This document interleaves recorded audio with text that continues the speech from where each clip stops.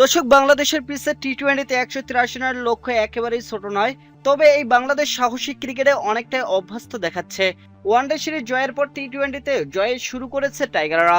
১৮৩ run তারা করতে দুই ওপেনারের মন্থর গতির ব্যাটিংয়ে শুরুতে ব্যাকফুটে পড়ে বাংলাদেশ ক্রিকেট দল। বলার মতো সুবিধা করতে পারেননি দলনেতা লিটন কুমার দাসও। এদিন অর্ধেক ইনিংস শেষে বাংলাদেশের সমর্থকদের চোখে মুখে ছিল হতাশার ছাপ। এরপর দুটি সফল জুটিতেই কঠিন ম্যাচ সহজ করে জিতে নিল স্বাগতিকরা। ৩ ম্যাচ সিরিজের প্রথম ওয়ানডে ম্যাচে নিউজিল্যান্ডকে ৬ উইকেটে হারিয়ে সিরিজে ১-১ ব্যবধানে এগিয়ে গেল টাইগার বাহিনী। এই জয়ের মাধ্যমে একটি রেকর্ড গড়েছে ফিল সিমন্সের শিষ্যরা। আন্তর্জাতিক টি-20তে নিউজিল্যান্ডের বিপক্ষে সর্বোচ্চ রান তাড়া করে জিতার কীর্তি গড়েছে বাংলাদেশের। এর আগে কিউদের বিপক্ষে সর্বোচ্চ ১৩৫ রান তাড়া করে জিতেছিল বাংলাদেশ। এদিকে বাংলাদেশের সর্বোচ্চ রান তাড়া করে জেতার রেকর্ডটি শ্রীলঙ্কার বিপক্ষে ২০১৮ সালের দ্বিতীয় ইনিংসে ব্যাট করতে নেমে ২১৫ করে জিতেছিল টাইগাররা। দর্শক, শুরুতে ব্যাট করতে নেমে নির্ধারিত ২০ ওভারে ৮ উইকেটের বিনিময়ে ১৮০ রান করেছিল নিউজিল্যান্ড।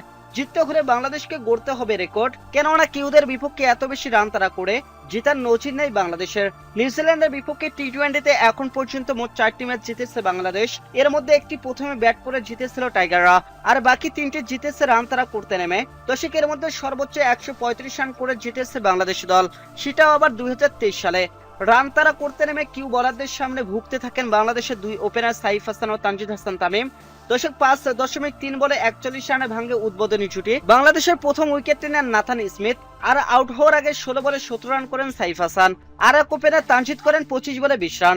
এদিকে ১৫ বলে ২১ রানে থামেন দলনেতা লিটন কুমার দাস। দর্শক, ১০.১ ওভারে ৭৭ রান তুলতে ৩ উইকেট হারিয়ে খানিকটা ব্যাকফুটে পড়ে বাংলাদেশ দল।